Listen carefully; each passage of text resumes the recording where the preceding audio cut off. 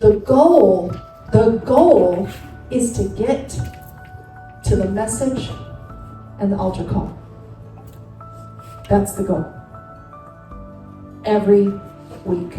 Because, have you guys ever been shopping before? Anybody ever been shopping? Yes. That lot. She was like, today or like lots? How many of you have ever put something in your cart and thought, I'm going to carry this around until I decide if I want it, or my wife says it's okay to get the tool, right? Okay. So you're carrying it around, and then you decide at checkout, okay, I'll buy it. Have you ever done that before? You're like, okay, I think I'll buy it. And then at that moment, you lay down a price for it because you want to take that item home, and you're willing to lay down what it cost. Our whole time with our kids, teach them something, they're putting it in their cart. Teach them, sing a song, they're putting the truth in their heart. Putting that Bible story, they're putting it in their heart. Teach them the scripture verse, they're putting it in their heart. It's basically, they're going to put it in a little spiritual cart. And they don't actually take it home until they pay the price. And the price is the altar call.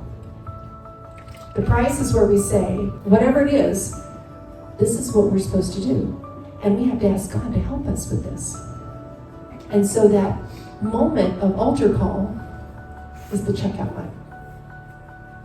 And if you don't give them a moment where they lay down what they want to pick up what God wants, they leave with nothing.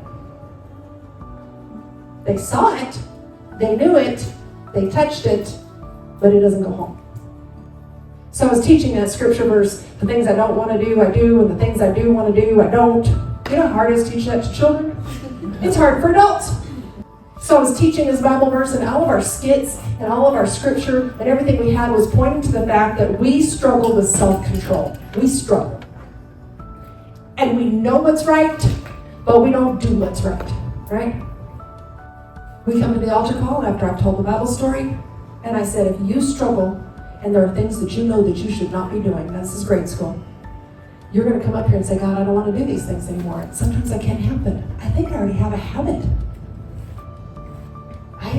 Sometimes I just automatically do it. I struggle. Now, and I had children that morning come forward for pornography.